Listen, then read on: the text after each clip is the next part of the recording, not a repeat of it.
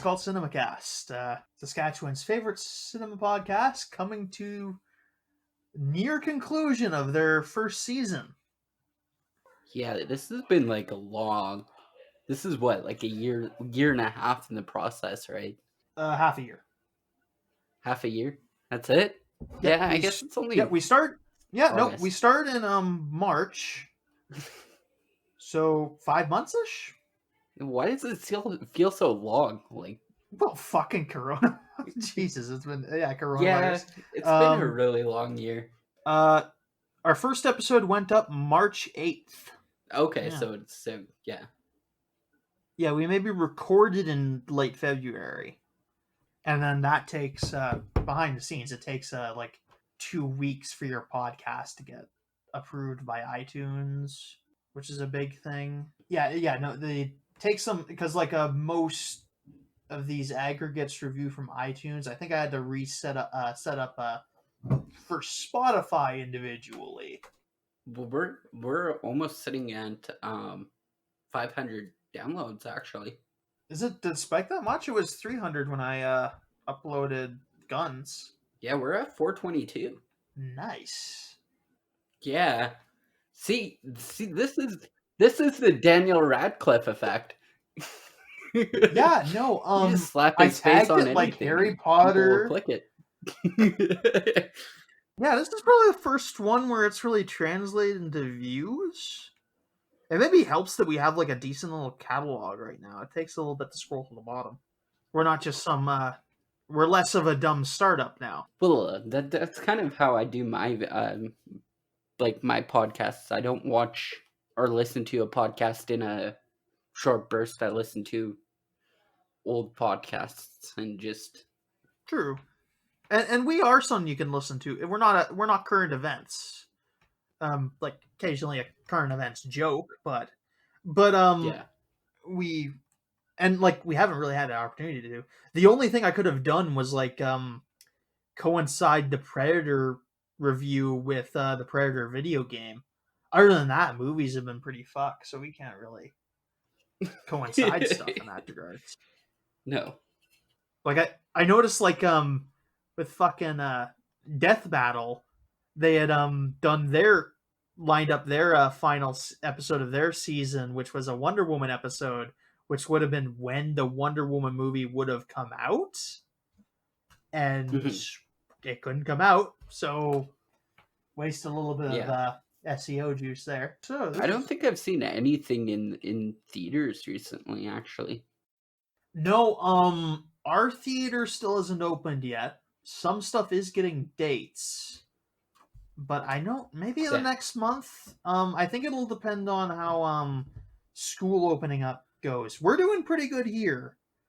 We're down to like really decent numbers. And I was only there during one of the outbreaks. It was in Maple Creek when Maple Creek outbroke. So it went from 0 to 19 cases. Oof. Yeah, that's how it works. So, fucking Delta Force. Yeah. Fucking Delta Force. Here's the thing. We have words. It's got some decent explosions. Like old-timey explosions too, so... Yeah. Budget of $9 million. Budget of $9 million. Profit of about 17, which is all right. It got 2 sequels, so there's that. I saw the second one first, which the second one's a little better.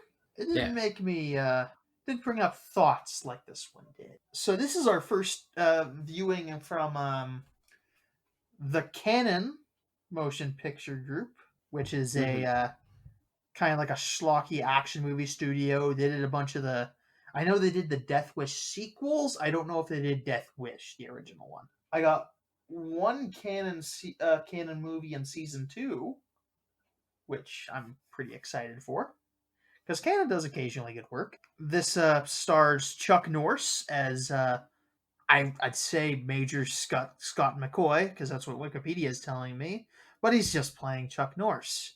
Also stars Lee Marvin in his apparent final role. Yeah, it is. Yeah, Lee Marvin in his final film appearance, playing his commanding officer, Colonel Nick Alexander, and Robert Forrester plays the villain. Is whitewashing? Yeah, that's cool. Yeah, no, that's. Oh yeah, definitely. Yeah, no, he's. Yeah, the villain's supposed to be Middle Eastern, but he is Robert Forrester is not Middle Eastern. Yeah, I didn't even realize that. No, I looked it up because I was curious. But I mean, but, yeah. I only know him from modern stuff because he was in Breaking Bad and he was in Heroes. So I've only seen him like within the last 10, 20 years, right? And this is 40 years ago. Yeah, 86. Probably that's longer. 86. Like 35. 35 next year. Purchase the 35th anniversary Blu-ray now, or pre-order the 35th anniversary. Right? You gonna do it? Do I get the other two movies at least? Please? Do you want the other two movies? You know what? Now, not before I watched this, I would have said yes, but not so much now. Because I saw the second one first. I got that VHS from like a garage sale, like years ago, and it is much better. I mean, stay tuned for this. Watch this all the way through. Is it better on VHS? That's actually, you know what's funny? I watched this on Blu-ray, and I watched Delta Force 2 on VHS. Okay. Because I had Delta Force 2 on VHS. I bought this on Amazon when we did that 10th episode poll. 5.6 out of 10 on IMDb, 18% on Rotten Tomatoes, 37% on Metacritic. The Rotten Tomatoes is actually closer to the mark here, I think. Here's the thing. It's sometimes you like watch a movie and you're having a bad time throughout. Sometimes you watch a movie, you think about it a little bit, and it just pisses you off all the more.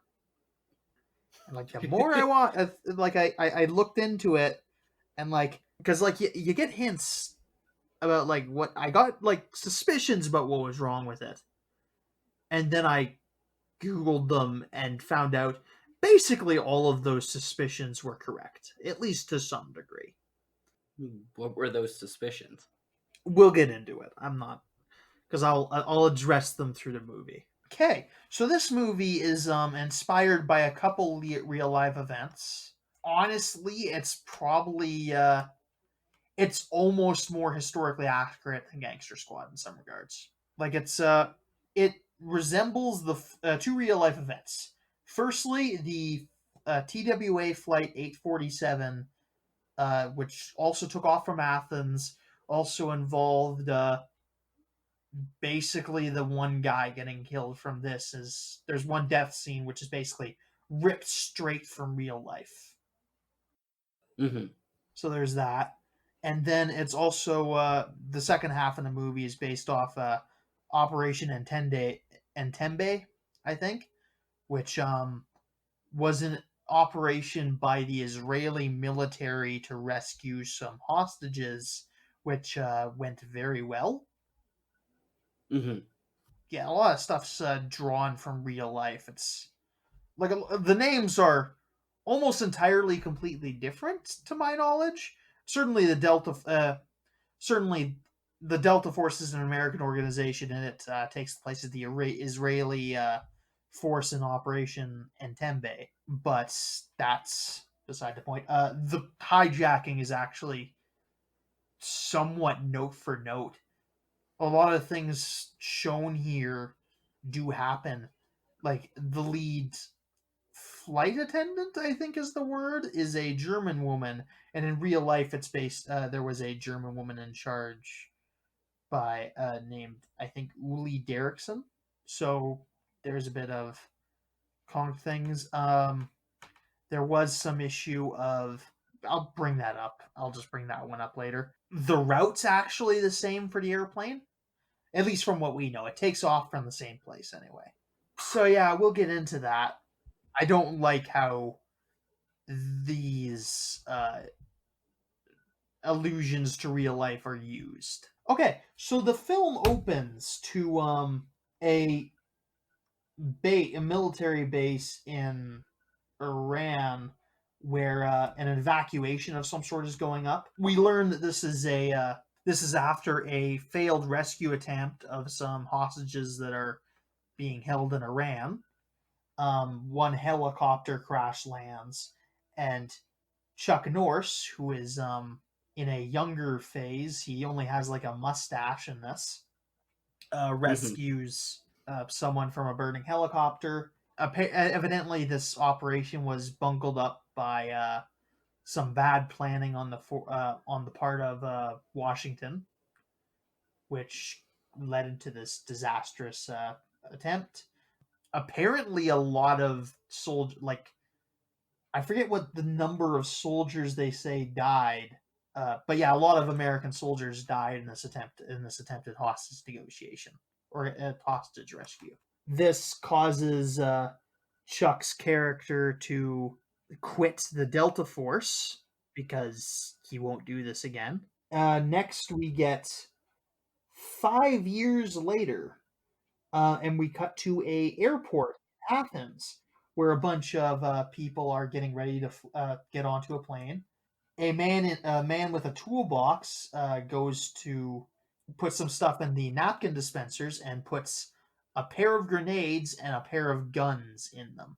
While we're flashing back, meanwhile, we see three other Middle Eastern fellows going around, getting ready to board the plane. What I was saying is this is clearly post 9/11, and this is a Nope, pre 9/11. pretty 9 yes 11 was pre in 9/11. 2001, Sorry, Cody. yes, this was made in 1986.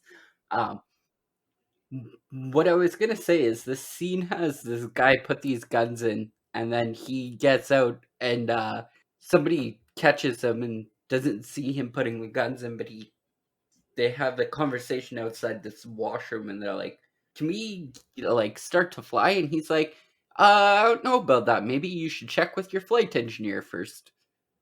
And nobody questioned it, and they weren't like, "Well, who the fuck are you then?" Like, this thing could have been completely avoided if one person just asked one single question. Yeah, true. Yeah, we have several random old couples mingling at the airports, talking about their recent travels to. I think one was in Jerusalem. Several of them were vacationing in Greece, or some are just laying over. And we have three men who, Middle Eastern men, who two of them get on the plane. The third is turns out the plane was overbooked, so he doesn't get to go on the plane, and he freaks out, and this gets him dragged away.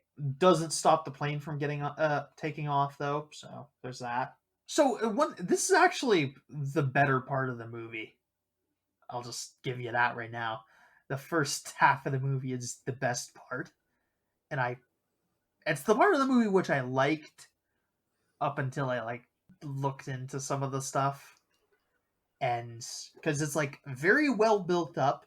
There's a lot of good tension building. The characters that are going to be the victims of the hijacking, because it's going to be a plane hijacking, are quite likable. Actually, they're not Mhm. they're not purpose made, at least at initial glance, to be obvious victims. Like it's not like the plane's not filled with like 20 Girl Scouts who are gonna cry for their mommies, and like dogs who are going for cancer treatment, and it's like they're just normal people and they're not weird. It's not trying to like it's trusting the audience to like, okay, these are people I should be concerned about, and not just like laying it on thick. Mm, Yeah, I mean it lays it on thick later. there's a lot of unnecessary Yeah, exposition. yeah, it gets laid on thick. Yeah, yeah. No, this movie's long. This is 2 hours and 10 minutes, and mostly because the entire film is shot like the beginning portion, which is shot very slow because it's a Mhm. thriller set. Because we need to be very terrified. We need to be terrified and build tension and build suspense. And this is fairly effective, especially in the post 9/11 world, where like we've seen the absolute worst case scenarios of where these plane hijackings can go. And like any modern viewer is going to be watching this and be like, oh God, what are they going to do with this place? And honestly, that's part of what makes me a bit angry here. Because the hijacking starts, the villains hit people who get in their way. Some people act pretty dumb, but I blew past them pretty quick. They reveal that they are part of this New World Revolutionary Order, and that they want the plane to fly to Beirut. Yeah, this ends. Eventually, they figure out that they herd all the people to the back of the plane, which is what hijackers do sometimes, and they find out that they find one lady's purse who has some of her jewelry in it, and this lady is Jewish, and this causes him to go into a bit of a moment, and he says, I want all the Jewish and Israeli people hauled to the front of the plane and segregated off from the rest of the crew. Now, yeah, go ahead. You say your thing. Yeah, what I was gonna say is this kind of ties directly into what I was saying earlier about like so much exposition. They're like these two Jewish couples. I think there are two Jewish couples. They were definitely two Jewish couples. We're sitting there talking. At least one of them's a couple. The other one is there is one of the old there's one old guy who's revealed to be a Holocaust survivor, which we can tell from his Holocaust number tattoo. Mm-hmm. And then there's a couple other single guys. But what I was saying is in the airport when they're giving the exposition, they're like, oh yeah, we just came back from Jerusalem and my husband wanted to buy me this ring and it got engraved with Hebrew, and like it just feels so much of nice a build up to something to where they're just like, this guy finds the ring and then was like, I want all the Jews on the front of the boat or front of the ship front of the plane. It just, you can cut so much runtime down just by simplifying it, but I mean, there's no real way to easy. Yeah, it's less egregious here because this is a thriller plot and it's trying to build tension. It's more obnoxious in the second half of the movie where it's the action scenes. Like during the actual action movie part of the movie, they do like a whole 10 minutes or like a whole like 5 minutes of Delta Force setting up all their complicated equipment, and it's shot the same way as this part of the movie is shot. And that's a big part of the reason this movie takes so fucking long. Because, yeah. And this is still the objectively better part of the movie because there's a lot of tension involved. And that gets me to this. So they separate off the Jewish, a couple of Jewish people, just the men. They don't bring the women up to the front, which, okay, they make a big deal about comparing these guys to Nazis. Mm-hmm. I get that.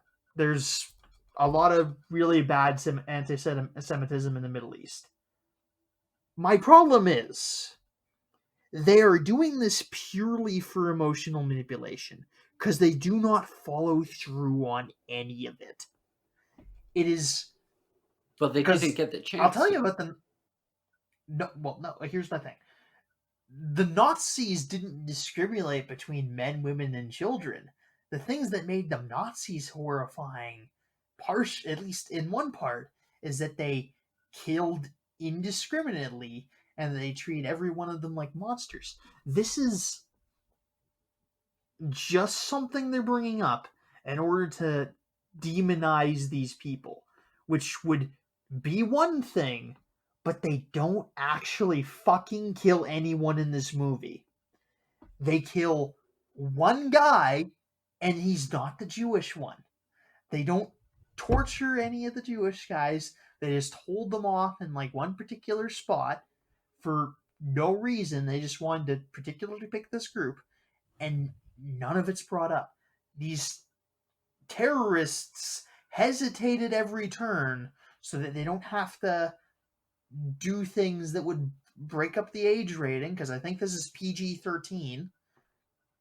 So they just half-ass the action, so the terrorists don't actually end up coming off as monsters at the end. They just end up coming off as desperate, stupid idiots.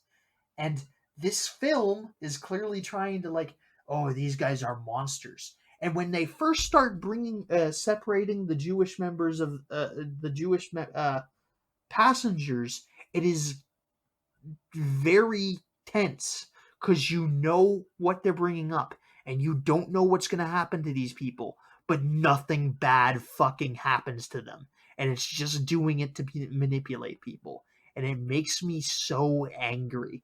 They get smacked around a little bit. Yeah, the one soldier guy gets smacked around. The Jewish guys don't really get smacked around. They get pushed around occasionally. The Christian priest gets smacked around a bit. Yeah, a bit. Yeah, the Christian priest gets smacked around a little bit. It's they don't. It is just trying to make me. They're not doing anything to actually make me. Are you saying you would have liked more killings in this movie? Well, to be fair, the villains don't actually put up any threat in this, especially in the latter half of the movie.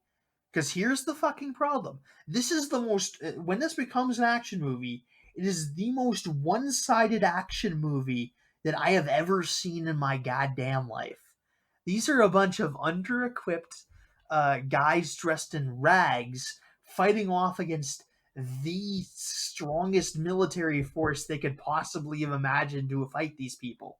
Like, the Delta Force has fucking bat cycles, for fuck's sakes, and there's like 40 of them. And granted, they're outnumbered, but not by that much.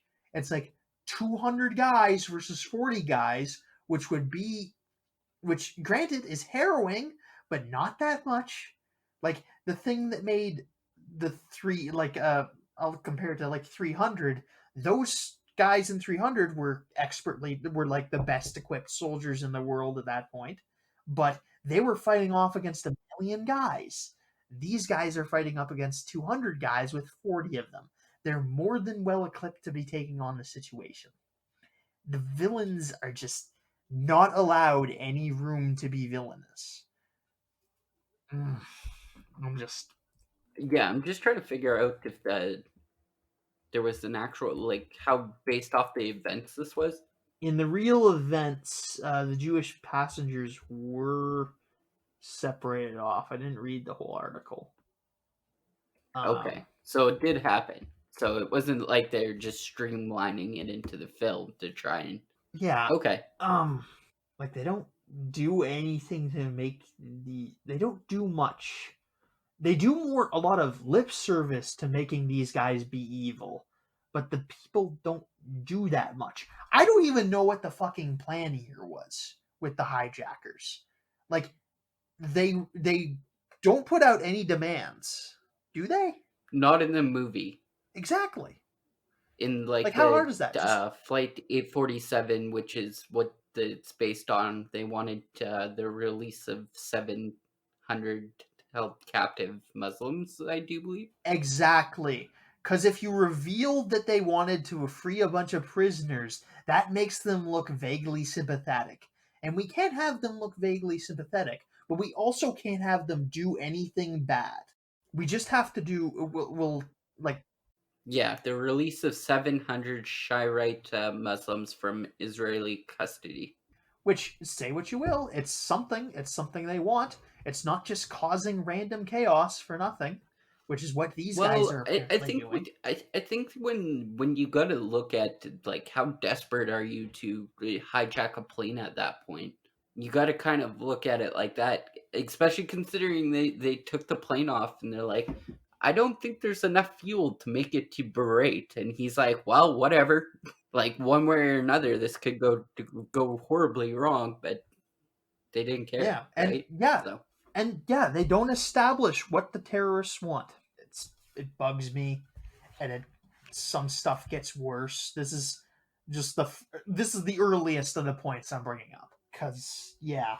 So meanwhile, they've I've obviously fast forwarded a bit here, but they when they initially had gotten to the cockpit of the plane, the pilot had set off like a security switch of some sort, and the Greek ground control had just responds, damn it, there's a hijacking. But the actor is being weirdly, like, incredibly calm, like way too calm to be using the words damn it. So these are bad subtitles. I don't know. When I got my copy, I'm not gonna say from where, it did that weird thing where it did subtitles over subtitles. So like I'd get one set of subtitles and then the actual film had subtitles, so it just posted over top of the subtitles and you can hardly read it, and you're like, what's the point of the extra subtitles? But that's a bad job those people did. Those beautiful bastards then. Also, meanwhile, a team led by Lee Marvin, who we saw earlier in the movie, who is Nick, he's at Fort Bragg, and he gets notified of the incident, and he's set up to get Delta Force ready to deal with this an hour down the road. In like 45 minutes, the Delta Force will show up. We'll see them occasionally, but they're really not in the first half of the movie, where they don't do anything. Because they are a big hammer in which kills tension, because they don't have to do anything remotely difficult. That's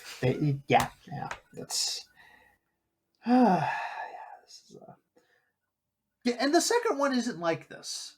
The second one, it seems like there's a smaller group in order to set up, like, they have to plan tactics. Like, Chuck Norris has to climb like a 500-foot cliff in order to like disable security so they can get past a thing in order to raid this Colombian drug house or whatever it was. I can't remember. And there's stakes because the bad guy actually fucking kills somebody occasionally. I mean, and there's like, yeah, and like there's a scene where they jump out of a plane, and it's very terrifying, and they have to like catch a guy, and there's one-liners, and the villain's actually threatening because he does evil stuff for no reason, whereas this guy does sometimes evil stuff for vague reasons, which clearly can't make him that evil because he hesitates all the goddamn time.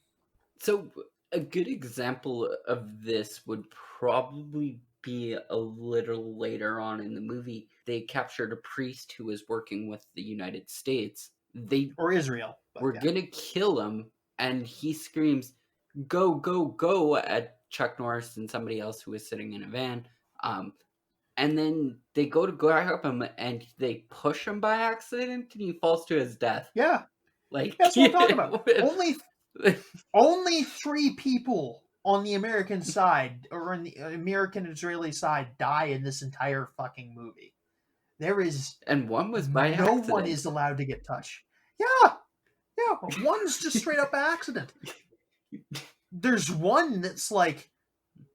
There's one that's horrible, but like, I mean, if you're basing this entirely on the one guy getting killed, that's one thing, but they barely bring him up. They make a big talk up of the Jew, of them wanting to hurt the Jews, but the guy they end up torturing and murdering isn't Jewish. In fact, he's a Navy guy who could conceivably be a threat to their mission, which I'm not saying that's a good thing, but it's a hell of a lot more understandable than killing some innocent Jewish person, which I'm not saying is... I don't need to say, oh, we don't condone the killing of Jewish people for anti-Semitism on this show. But, yes. Yeah, no, they're just... I think that just kind of goes with without saying. Yeah, no, and I'm not saying these are good people. I am saying they are realistic. And this movie is trying to convince me they are the worst evil scum in the world. which they aren't. They're just clearly just normal guys that are doing something stupid. But I'd also like to point out that a few of the people put up some of a resistance. Not really many people put up any of a resistance. Robert Forrester does some weird idiosyncrasies in this movie. I don't fully understand him. Like, he licks a ring at one point. Ugh, yeah, no, he's doing this in brown face so that he can vilify some other race, which is, I think, the worst kind of brown face. Is like when you've not only taken a job away from some minority actor, but also have done everything in your power to make them look as sleazy as possible. I think that's a special kind of unforgivable, and he probably shouldn't have taken this role. Also, like, I don't want to say that a lot of the people who play some of the extra cast members of the Lebanese terrorists are definitely Lebanese, but like a lot of them really don't have any Wikipedia, and the one is Israeli. So, Fun fact: this is on Jack Shadeen's list of worst films with anti-Arab stereotypes in it. So mhm. there's a thing. Yeah, he's a Jack Shadeen is a someone who has done like documentaries on Arab betrayal in films, mostly pre 9/11 actually. So yeah, and that's completely justified. This is there's no sympathetic Arab character in the movie. There's a couple points, but where you get close, but nothing that's in the end defensible. The closest is some Lebanese. These guys are Lebanese, by the way. There's a couple. There's a Mhm. Lebanese soldier who puts up some resistance to giving him what he wants, but ultimately just obliges with benefits. The hijackers have also found 3 Navy men on the flight who are flying home, so they also get put into a corner with the Jews because, I mean, this actually makes sense because the Navy guys would be, in theory, the ones most capable of fighting them off. So you'd realistically keep a closer eye on them. I don't think that. Mhm. Well, they don't like Navy. They don't like anything the U.S. Army has to offer. Yeah, these are very much caricaturish. They just hate America and Israel for no reason that's explained in the movie. There's a point where he's just like, "Oh, we're getting revenge for them bombing Beirut." I forget where Yes. he says, and then there's the priest character played by George Kennedy says the Americans never bombed Beirut, which I don't know the truth of that. I didn't bother looking it up because this movie didn't bother looking anything up either beyond like these two events, which are probably current events by the time they do this. You didn't take like Middle Eastern like Go ahead. politics, and I guess not politics. That's kind of not. Well, you have a history degree. Yeah, I've taken a little bit. I'm less clear on some of the really modern stuff. My Okay. Arab history, my Middle Eastern history, my Middle East, West Asian history tends a little earlier from like I tend to I'm best at like 13th century, I think, but I'm still not So an you're like expert in Arab a history at few all. centuries off. Yeah, no, a lot of my expertise is more golden age of Islam, less this. And even then, it's not that thorough. But I know a good bit about the World War One stuff. But yeah. Anyway, yeah, they do a bunch of things. We get our first look at Chuck Norris post leaving Delta Force. He's rocking a kitchen in a hangar or something, and there's Budweiser cans lying around, which you're definitely a tough guy for drinking Budweiser, Chuck. That's definitely big Budweiser is definitely something that makes you tough. Definitely something that makes you look strong. It's not watery at all. It doesn't taste. It's not just like a bottle of water. It's not something that you could drink at the same pace as a bottle of water very easily. It absolutely has a firm flavor that manly men drink. Absolutely. It's not American piss water at all. Not everything can be Canadian beers. Well, it should be. I can want my Canadian utopia, Kyle. I mean, Cody. This is what this movie has done to me. I'm saying my name is wrong. Yeah, lots of Budweiser being thrown around. There's clearly some sort of sponsorship deal going on. This was another thing that bugged me. Like in Deadpool 2, I like watch it as like Josh Brolin chugs down a Budweiser, and I, a member of the audience, am supposed to be impressed with a man chugging a Budweiser. Like that's something I'm supposed to be impressed by.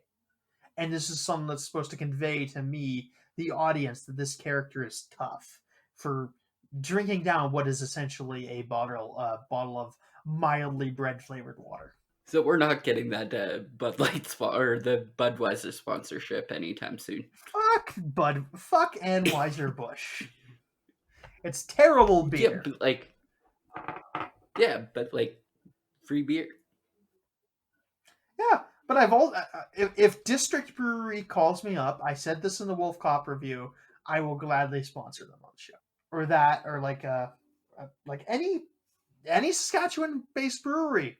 Absolutely, I'll promote your beer. And for all that's worth, because Canada's booze interprovincial distribution system is bullshit and needs to be changed. Which it's something that it's really bad. It like drives up costs and like you have to go through like one big thing. It's dumb. Anyway, all right. So yeah, Chuck Norris hears some news about the hijacking and then takes off from the place on a motorcycle or in a Jeep. I like how he flipped through 2 channels and was like, "Okay, now I got to go into work." My job, which I quit 5 years ago. Yes. This is the thing. He quit this job 5 years ago. How is he allowed to do this? Which is why I'm not calling him by his character's name in this movie. Is because it's clearly just Chuck Norris, who's just like going on the Chuck Norris reputation of like, hey, Chuck Norris will show up and save us all. This is clearly what's happening here. The thing is, how big of an action star was Chuck Norris actually at this point?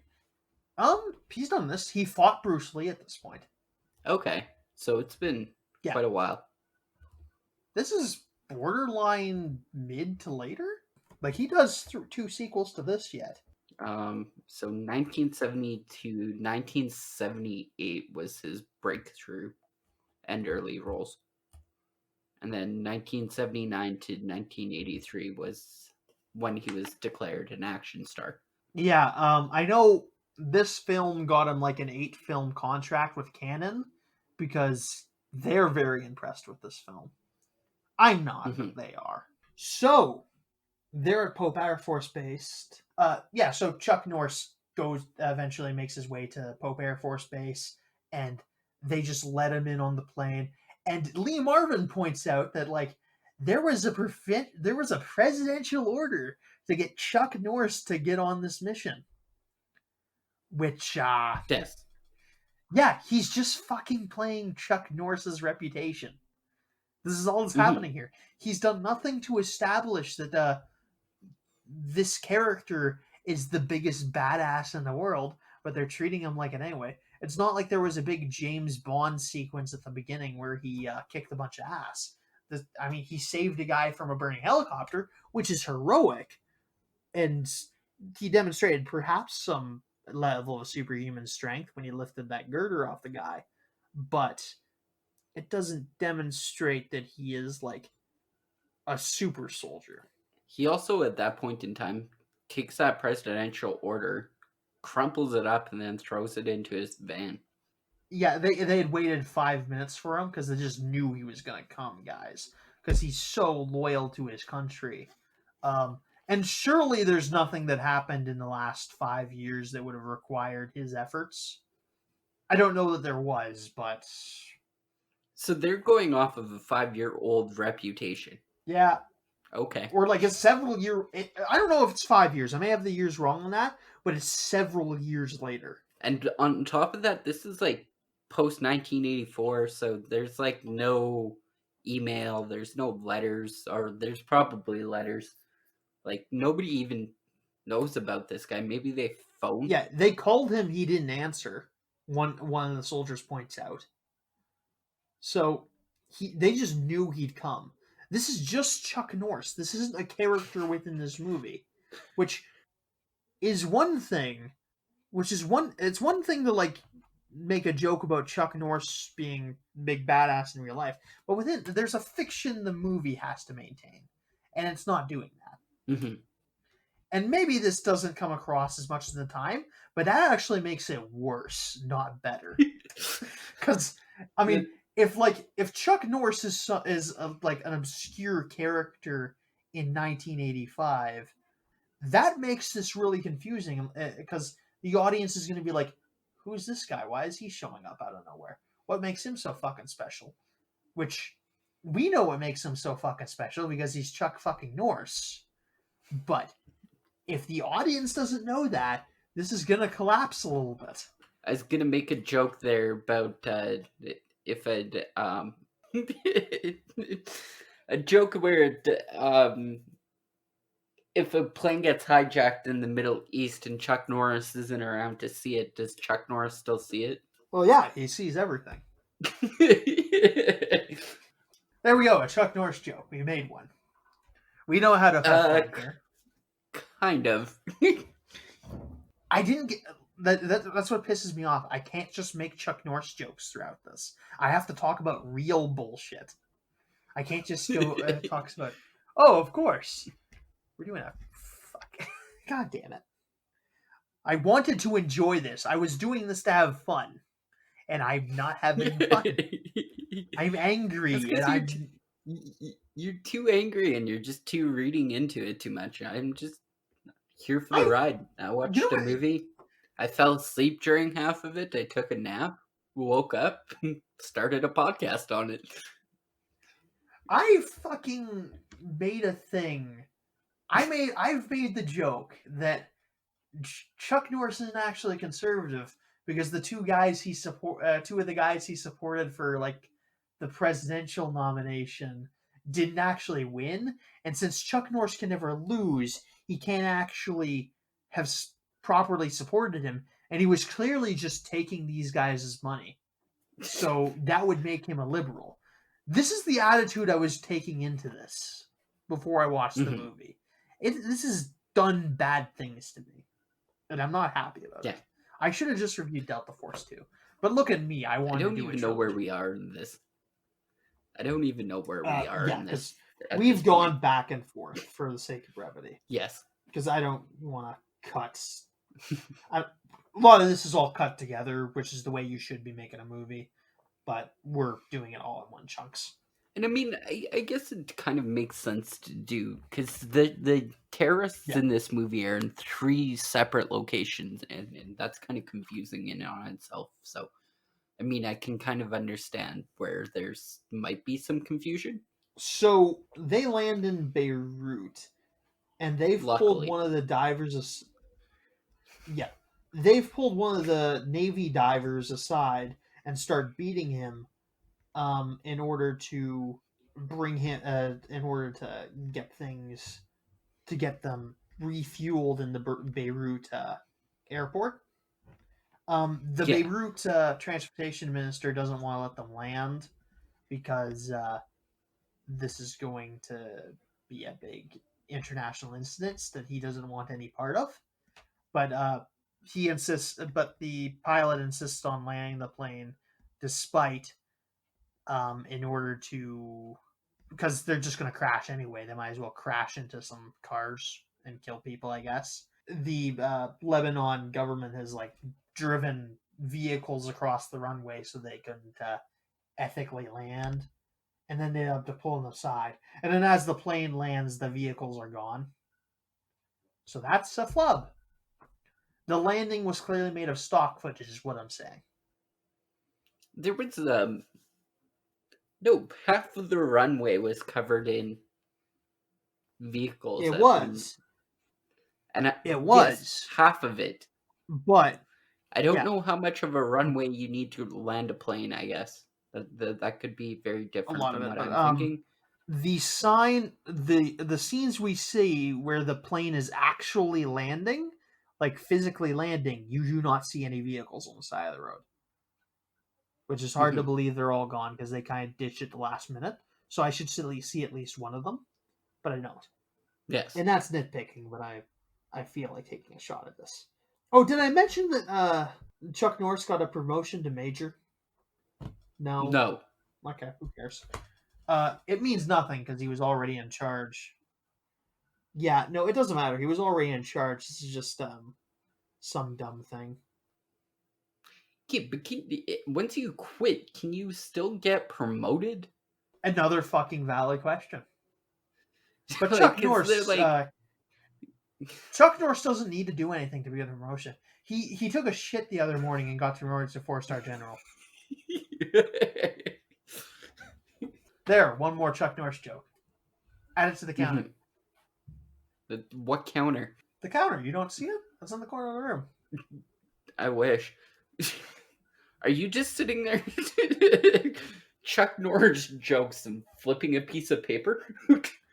You could have been looking at a scarecrow. There's a scarecrow. There's a pink frog. A plush donkey. These things are real. The counter actually was not real, but there is a. Yes. I'm pointing out actual things. Anyway, one of the terrorists helps a pregnant woman, humanizing him for no reason. Because this movie doesn't have any fucking sense in humanizing them. Okay, we went over that. Okay, so you want them to demonize them more, humanize them less. Like, what's the average middle ground you're actually looking for here? I don't want a middle ground. I either want something that's generally threatening or something that's fully sympathetic. And this thing is probably like making them do things that are sympathetic, but treating them like they're villains, and that doesn't work. Pick one. I want them to pick a side. Why can't there be a middle ground? I think if a middle ground, it doesn't really work. Like here's the thing: the sympathetic side doesn't need to be sympathetic. It needs to be like sympathetic in I understand why they are doing this, even though it is a bad thing to do. Not I think they should be doing this. Like, it would clearly also be long if, like, you came to the conclusion that they should be hijacking a plane and siphoning off Jews and then doing some sort of elaborate hostage negotiation in order to accomplish nothing. Let's be honest, because they don't reveal any of the goals these fictional hijackers are. We're just supposed to assume that they're horrible monsters for them actually not doing all that much evil stuff. I mean, they never made any demands. Exactly. And the U.S. government didn't open up any line of communication. Yeah, not really. The Lebanese have a brief line of communication with them. But I suppose there's a line of communication in Lebanon and in the later landing in North Africa in Algiers. But they never make any demands. They're just doing stuff in order to enable them. Which almost seems like this is two movies mashed together. And I've heard some tell of technical problems. But these two things were clearly meant to fit together at some point. They just don't really. They clearly share a director. Because the pacing's similar in both half of the movies. Which isn't really an asset in this case. Because it just drags out the action scenes. And makes them boring. Yeah, they land in Beirut. They start threatening to kill hostages if they don't get refueled as they beat up one of the guys. someone comes to talk him down. It's the fucking terrorist's brother. His brother Salim just shows up. Granted, Lebanon is the smallest country in Asia, but this is still wildly implausible. So what I was gonna say here is the guy who comes. Okay, wait, what? His brother shows up to talk to him at the air traffic control. I thought that was just somebody that they had on hand for translation. Nope, they brought the brother in. Because, well, this is Lebanon. Okay. They're in Lebanon. Okay. They speak the same language. Yeah, that makes way much more sense to me, because I thought they're just like, and here's this random guy, he's going to talk to you, and it turns out it was his brother. It makes much more sense, but the reason why I was so confused at that point is like, is nobody hearing them just like plot to... Yeah, here's the thing. This is the closest thing we get to sympathetic Middle Eastern characters in the movie. And I'm not saying you can't have Middle Eastern villains, but you can't... This movie does a lot to portray all Middle Easterns as evil. Yeah. This is like, there's no... Or at least they're in the middle of some grand degradation of their culture, which I will get to later. So, yeah, this is... At this point, they do a thing, because they are admittedly in a difficult position. Some guy lands at your airport, he's demanding a refuel, or he'll kill a hostage every 5 minutes, which, besides being horrible, would also probably cause some issues with the American government if you just let them do that, which would obviously be bad. Well, didn't they not want to force that? It just seems like that there was a lot of bad situations that they're like, well, we don't want to let you land because of the issues it's going to cause, and then he starts killing them, and then they're like, well, we don't want that blood on our hands either, so yeah, let's give them what they want. It makes sense to give them fuel. At least, like, yes, you can go the whole don't negotiate with terrorists route, but in this situation, it may have been best just to, because if you don't give them anything, though, like 100 people are going to die, but if you give them the fuel, at least they could theoretically be saved at a later date, and you are not in a position to as much as a position to negotiate, and that is what they're demanding at the moment. So it's at least understandable that they'd fall around. And it was a passenger every 5 minutes, so it wasn't even like, oh, give us fuel or we're gonna kill one every hour. They don't have time to ask advice, so that's understandable. But they use this opportunity to to load the plane with other terrorists with heavy weapons. So clearly they're just in league with this, and this is clearly something being signed off on by the Lebanese government, which probably not a realistic scenario in real life. We'll get to this a bit more, but it's probably not a realistic scenario. The only thing I can say is that this is a bit of a coincidence in light of what was actually happening in Lebanon at the time, which we will get to because it's brought up a little bit later.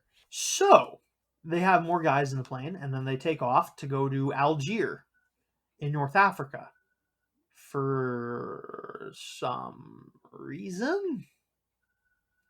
I don't know why they go here. I straight up don't know. This is just they're going around everywhere. I think it's just to set up a confrontation with Delta Force. That's all it is. Because Delta Force lands in Algiers to deal with this. They set up an operation to safely take out the terrorists, of which they only believe there are 2, which that would have ended badly, obviously.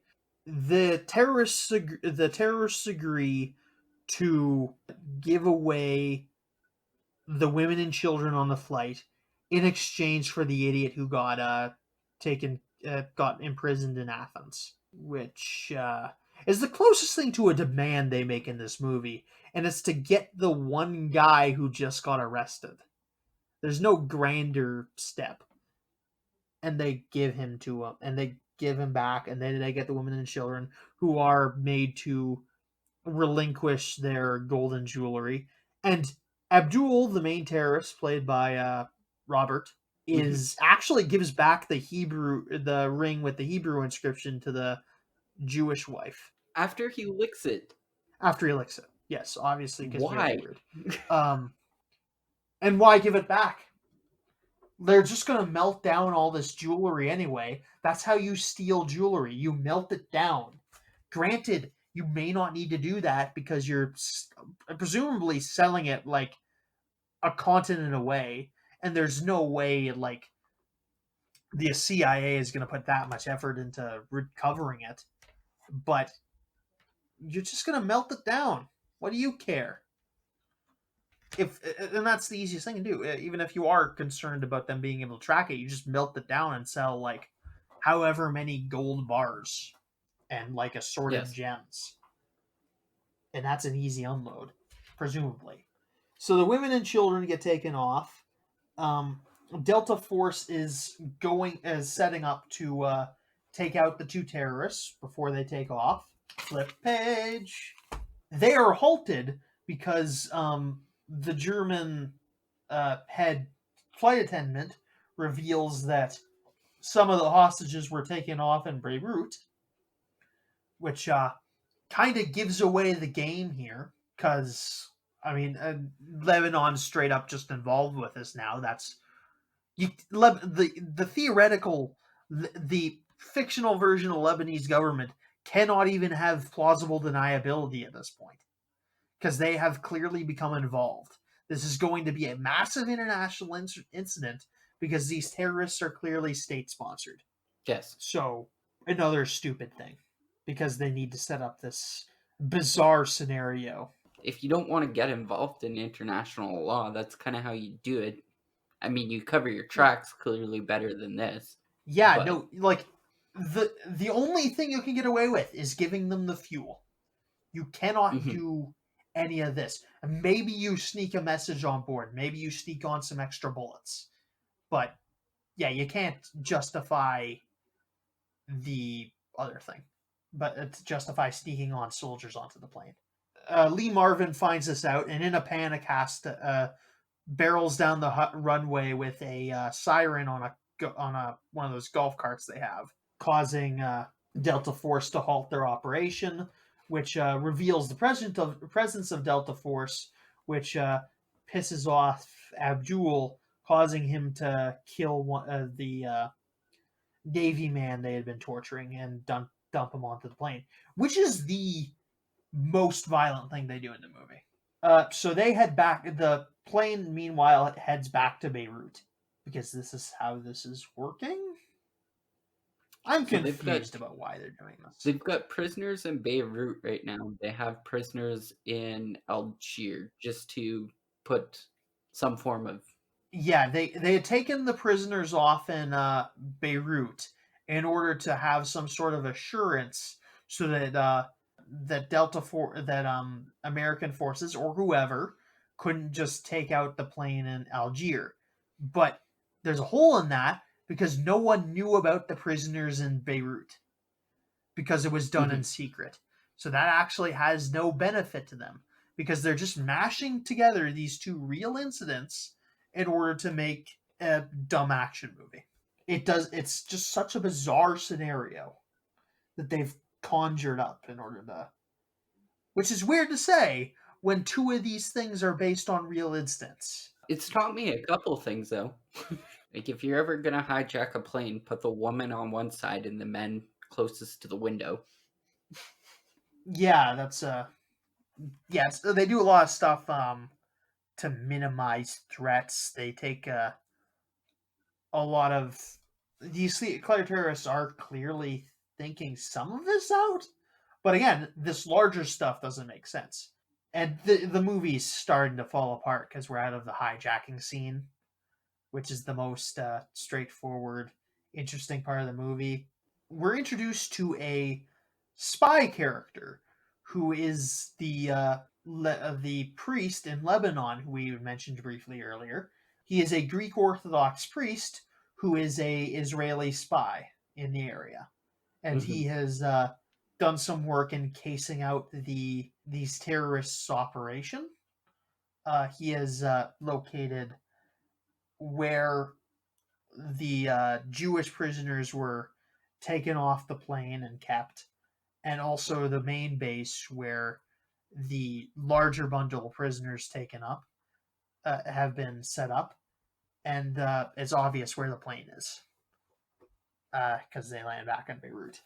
And then they do a fucking television spot where they make the pilots say stuff at a gunpoint in order to do propaganda. The presidents are the pilots are not spooked at all. They're just really trying to be badass because I guess these guys are former military or something. I don't know. He is this priest is going to be a contact for Chuck Norris and then another soldier who sneak into Lebanon in the guise of being CBC filmmakers, which don't pretend to be us in your clandestine military organization. Like, this is going to cause problems for us, Chuck. Don't cause an international incident with us in Lebanon. I would greatly appreciate that. Just pretend you're Hollywood filmmakers, or just privately owned Canadian filmmakers. That's fine too. Yes, but the Lebanese government might frown upon more American filmmakers than, I guess, Canadian filmmakers. Maybe. Well, let's get to this, because while the Jewish prisoners are in their prison, they have one of them points out that, hey, I was in Beirut 10 years ago and it looks so nice. He does this to imply that that Lebanon is in some sort of cultural degeneracy or decline. There's a fucking Lebanese civil war going on in real life in 1985. That is why this is in a war-torn state. It's because there's a fucking civil war open on. It's not because of some For how long, degradation. Years before this. I'll bring this right up now. In fucking 1975, this is when the fucking Civil War started. And so this has been going on for 10 years, and it will continue for another 5 years. Or, I'm not going to say it was caused because of this. But, like, fun fact, Lebanese is, like, 40 to 50% Christian. So it's not this incredibly example of, like, Muslims tearing everything down.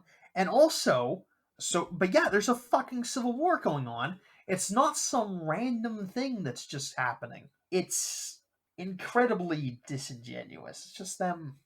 Because the situation is clearly a lot more complicated than they're letting on, and you're just setting it up in order to make them look like the bad guys, which, to be fair, some bad guys, but you're not fucking helping by making this bullshit argument. If you wanted to make a movie about how terrible everything is and how terrible these terrorists are, you don't do it like this. And, like, a lot of guys bring up there was a comic called Holy Terror that Frank Miller made, and he wanted to bring, like, 40s style propaganda to the modern age, which, two things. One, that propaganda was very racist, and we can't and shouldn't do things like that because it dehumanizes the people we're fighting, which doesn't actually do anything good because it just makes things really bad, and it makes us go too far at times, which is bad.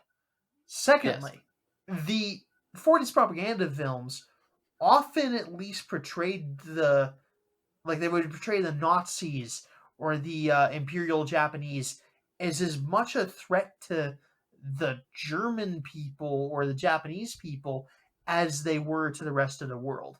Like, this force is something bad for them as well. And they aren't all monsters. Like, there would be German characters that would, like, talk about how they wish the Germans wouldn't be in. Like, there's a big that they wish the Nazis wouldn't doing what they'd be doing. There's scenes where, like, the Japanese Imperial Force, there's, like, propaganda comics where the Japanese Imperial forces will hurt their own people. That's not how, like, these people trying to make anti Middle Eastern terrorist propaganda are doing it. They're doing it by making them all seem terrible. They never bring up the fact that, like, tons of there's tons of Muslim on Muslim violence going on here, because they're dedicated to portraying them as this evil united force that's going to come after the United States. Where actually they are a very much kind of a fascistic force that is hurting Islamic peoples too. Like, Western military operations in the Middle East often make use of Middle Eastern sympathizers and people that are trying to do their best to get terrorists out of there, because terrorists are trying to lead through intimidation. And they're not dissimilar to the way, like, the Ku Klux Klan operates. They are bad. They are perhaps supported by the government, but there's lots of guys that don't like the Ku Klux Klan, and there's lots of Middle Eastern people that don't like the Al Qaeda. Take your pick of whatever boogeyman you're talking about this week. They do as much bad to. These organizations are as much bad for the Middle Eastern world as it is for the West, and it does no one a service to portray them as a threat, is like exclusively a threat to the West. The way I look at it is, I mean, it's doing some good as a movie because it is drawing to the fact that the Middle Eastern, this thing has been going on for so long, for a really long time, for longer than I can remember. So it's got that going for it, but yes, it does portray it in a very bad light. Yeah. On the other hand, when has the American government ever needed a good excuse to go into a country and fuck with their politics? They've been doing it for Well, I'm saying, well, have they since ever the needed United a good States has excuse? been. They don't. Yeah, they don't need a good excuse. They'll do it just to get the oil, or take over the place, or get favorable trade organizations. That's part of where, like, the animosity between the Americans and the Japanese started. It's because the Americans showed up at Japanese shores and said, "Hey, you're going to trade with us, or else." And there's Yeah. countless democratically elected communist governments that the Americans came in and shut down violently. And instead of letting this democratically elected government function, they install some murderous death squad using regime full of fascists that makes everything bad for everyone, starting an endless cycle of civil wars. Because until they do exactly what the Americans want to do, it's not something you can allow. You can't just be someone that's like, hey, we disagree with you, you disagree with us, let's leave each other alone. But nope, we always need to be in there doing shit to them. Mhm. Fucking, Unless they it's can't China. accept that, like, even nowadays you can't necessarily do that to China. But pre 1945, the English were definitely, or pre 1930, the English were definitely doing that to China, and Mhm. I mean, that's a different country, but it's basically the same bullshit taken to a different area. Vietnam, Anyway, Russia. yep, Vietnam's another example of what I was talking about. And yeah, enough about the bad habits of Western politicians meddling with affairs for Well, their own personal gain. I think it has a lot to do with movies like this. You know, at some point in this movie, yeah, here it is. Delta Commandos join together in a strong, rousing rendition of America the Beautiful. Yeah, that happens at the end of the movie, yeah. It sounds like just like an America propaganda film at this point. Yeah, it is. It is that. It is definitely doing that. That is definitely a thing that is happening here. Chuck Norris is scoping out the place. They're about to leave, or they're in the they head to van waiting to leave. They're setting up. The priest, who is a spy, goes to his secret confessional booth radio to transmit a transmission to Israel, presumably. Abdul, who was suspicious of him, has several soldiers make their way into the church and take him out of there because he had suspected the priest being a spy for racist reasons, let's be honest, but still. And this eventually results in his cover being blown. He runs to a balcony to warn off the Chuck Norris, and he gets bumped and falls off the side of the balcony. I don't get, yeah, like you said this too, I don't get the impression that he was pushed off on purpose. Because you could have gotten information from him, I suppose. It's possible, but I just didn't get that read on. I didn't get that read on it either. Well, okay, so he starts yelling "Go, go, go," and it's more like a struggle ensues than like he's But it wasn't like they were trying to push him off; they were trying to pull him inside, type ordeal, right? So this starts a car chase where they drive off with their van and are getting shot at with jeeps with machine guns in the back. Eventually, they get away. One of the weapons that Chuck Norris is using in this scene is the MAC-10. Tiny little MAC-10. They're high regulated government, like U.S. government, like commandos, and they're using like one of the most inaccurate guns to take out this Israeli force, which is using AK-47s. It's a weird choice now that you're mentioning it, because official militaries have used that, but like in like a bodyguard capacity, and that could make sense because they're a bit easier to conceal, which is maybe why they have them.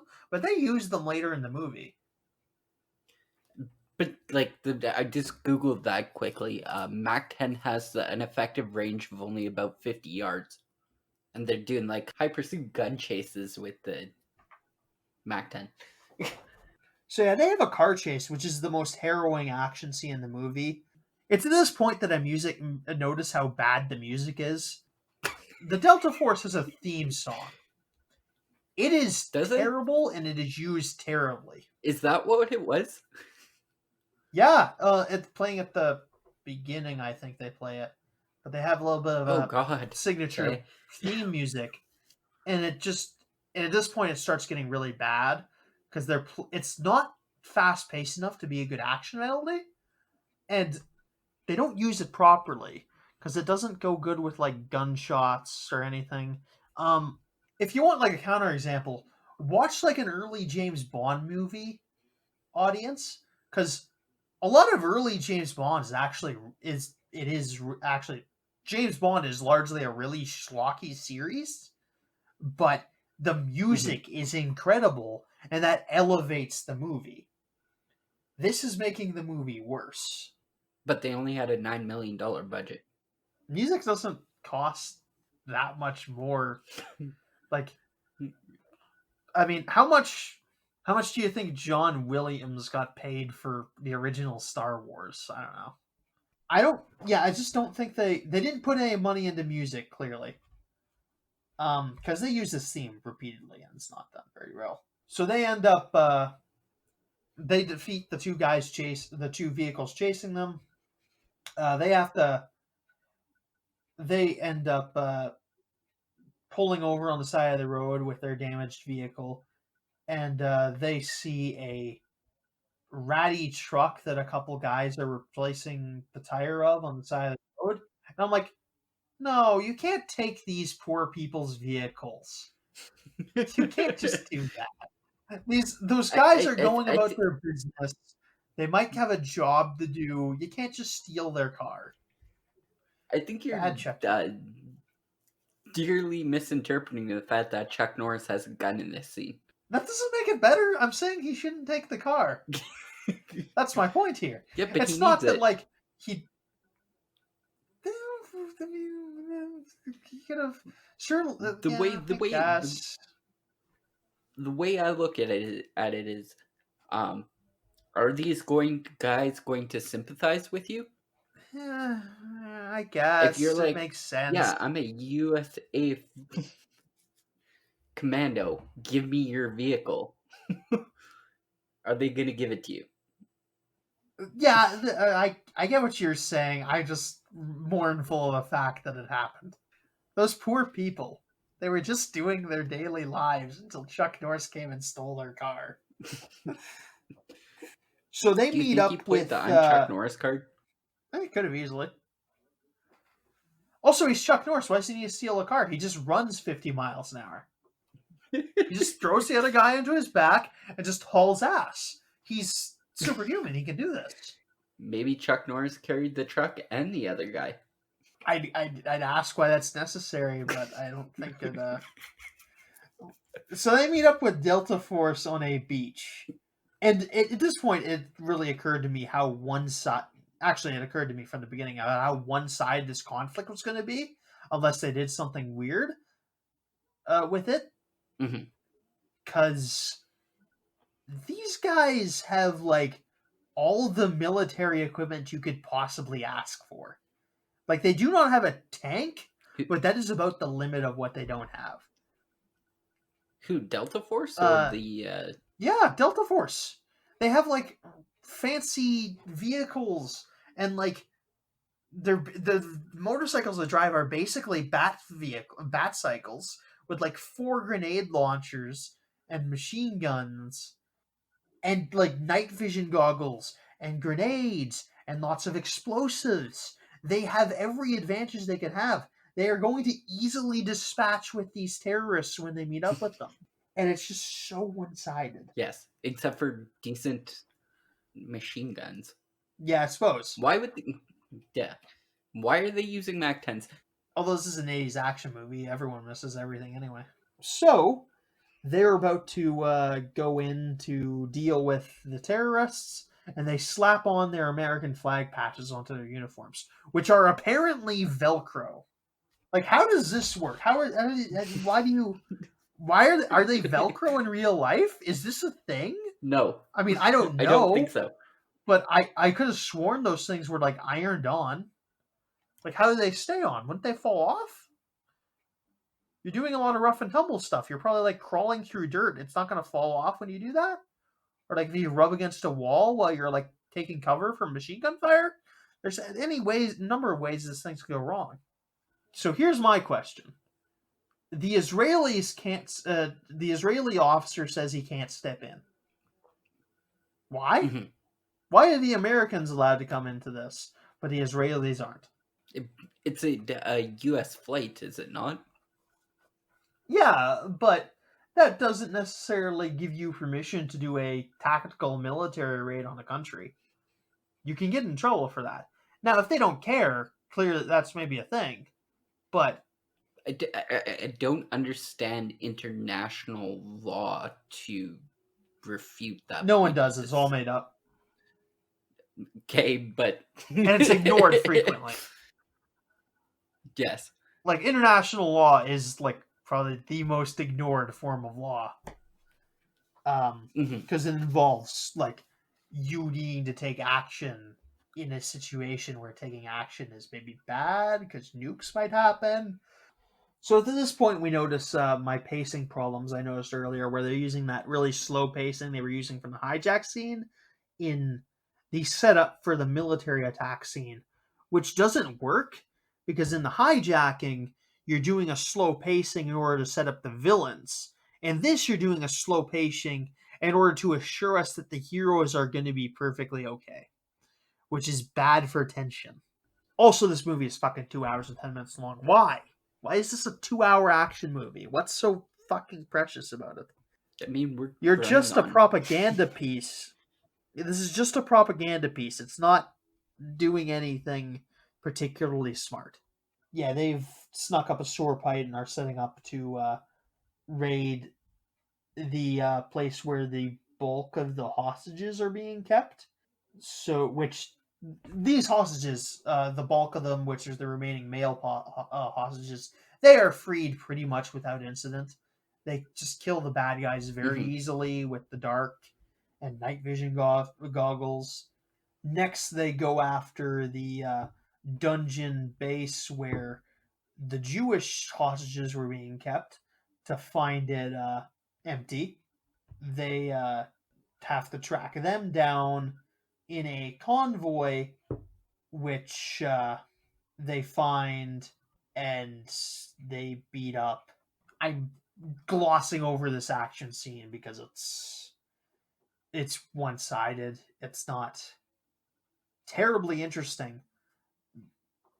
Only one there's apparently more injuries on the American half, but you only see the one that gets a guy killed. There's some borderline war crimes where they like refuse to negotiate at every opportunity. They shoot up a bunch of the radios they find. They offer some of the terrorists offer negotiations, which are refused. Chuck Norris catches up with the caravan that's carrying the Jewish prisoners, which he blows up with his rocket missiles on his super motorcycle. He is easily able to hold off this entire convoy as his backup rolls up and frees the remaining hostages.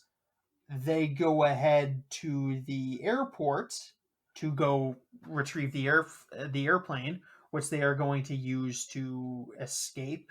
I guess they're just praying that the Lebanese government, who is clearly involved with this operation, like I said earlier, do not use some sort of anti-aircraft gun on the plane. Or even, like, say, just like an RPG on the plane. That nothing will go wrong when they are trying to take off. So, yeah. A military extraction is probably better.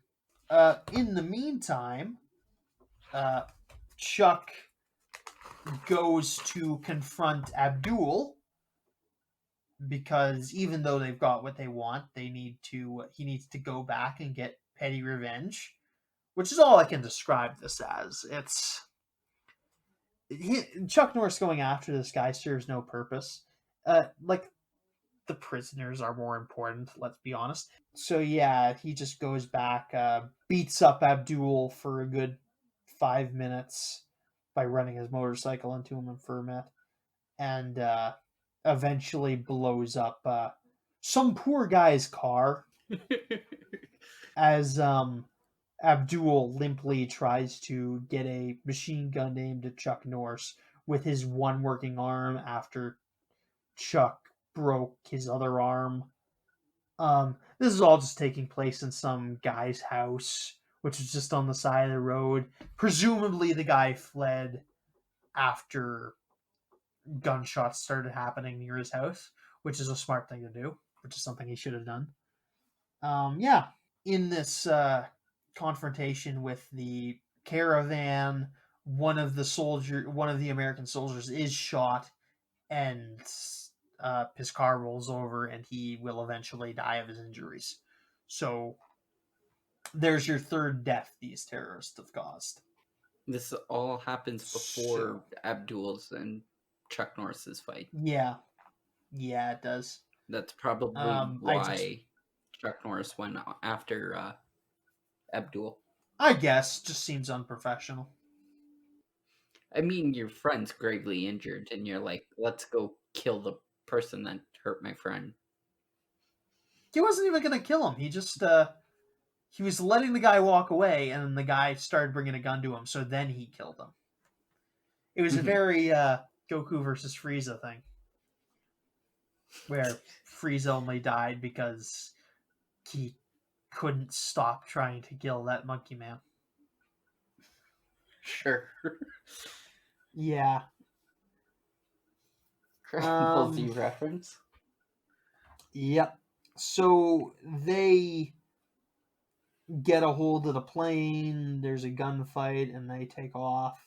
Chuck Norris arrives at the last minute and blows up some of the pursuers with his rocket grenade bike. Mm-hmm. And he jumps in. leaving this expensive piece of military hardware behind in the Middle East, and they escape at the last minute with the plane. With very little. This isn't exciting. They just have there's no credible threat to these people. Like, they only killed the one guy because it would have been completely infeasible for this otherwise. Also, the makeup on the dead guy is very bad, at very least on the Blu-ray version, because he's clearly just covered in pink paint. On who? Like, the guy who dies.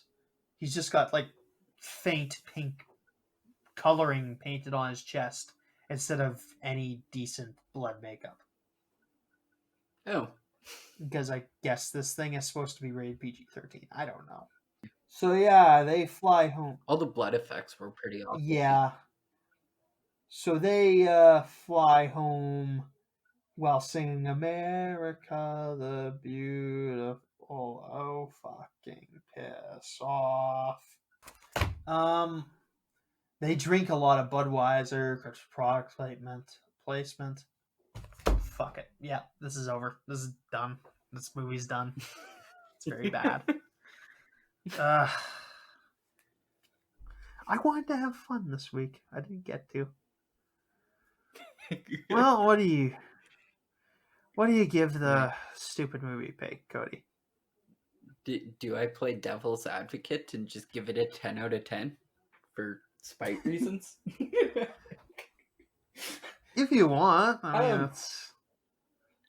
not gonna I'm going to give it like a 2 out of 10. You slap Chuck Norris names on it. Give him like this vague commando mission in Israel, base it slightly on true facts, and call it a day. Yeah, it's a 2 out of 10 for me too. It's very low tier Chuck Norris. Like, go somewhere else for your Chuck Norris habit. Yeah. Fuck Bruce Lee. Yeah, no, that's the better thing. Cinema. Watch the movie where he fights Bruce C. You could watch the next Chuck Norris movie where he does way more badass stuff. Like, in that movie, he jumps out of a plane and has... Yeah, true. There's one where he stops a chainsaw with his bare hands. Yeah, so yeah, I'm also 2 out of 10 out of that. It's also racist and very bad and clearly just an American propaganda piece. Yes. And that really ruined my ability to enjoy it. And also, there's just no stakes. The heroes are way too overpowered for the villains to feasibly threaten them, especially once the hijacking gun is done. And the hijacking is the best part of the movie, but it's done really heavy-handedly, and it never amounts to anything. Because no one dies in this movie. Yeah, it's long. They could have cut out some stuff. Although they would have cut out the best action scene in the movie, maybe. I don't know. Once again, we saved you 2 hours of your time. You're welcome. Yeah, skip this one and go to the next one. All right. So, finale next week. The 25th episode of Kyle and Cody's Cult Cinema podcast. If you're with us. In which we will review something I've wanted to talk about for a long time. We're going to talk about the director's cut of Batman v Superman. So yeah, we're watching that. We're going to do that up. That'll be our finale because I have thoughts. I also have thoughts. And I'll leave it vague like that. Yeah, we'll leave it vague like that, so you have to watch next week. Also, just a bit of Season 2 announcements. Cody, you want to bring them up to speed on what you're going to be up to? Yeah, so next year I just got accepted into the First Nations University, which is in Regina. I'm not taking any... I'm not moving away from Estevan. I'm just taking a lot of online classes, so majority of my schedule will be dedicated to that. So I will be stepping down for at least a good portion of Season 2, although I might migrate over to the YouTube page and do just some videos more on my schedule than something that there's a lot more moving pieces involved. So stay tuned for that. What this is going to amount to is Cody's going to be on about, still on several of the episodes, but maybe only like half of the full 25 episode run. In that, I will have a couple other co-hosts. Some regular, some will be one-offs, probably. I will announce those a little later because I still need to like finalize stuff with them. But yeah, there's going to be a couple other co-hosts for the show. If I'll make any other changes, you will know that. Between the seasons, there's going to be a little bit of a break between the 25th episode and the beginning of season 2. There will be 2 episodes in September. They may not come out on a weekly basis in that first month, but I will still have a regular schedule after that. So that's how that's going to turn out. Other than that, follow us on Twitter at KCCCinemaPod. Follow us on Facebook at Kyle and Cody's Called CinemaCast. Check out the YouTube channel, which is Kyle and Cody's Called CinemaCast. Like, comment, subscribes, do the 5-star reviews, circulate the links, share us with your friends, and see you next week for our grand finale. And I'm stopping the fucking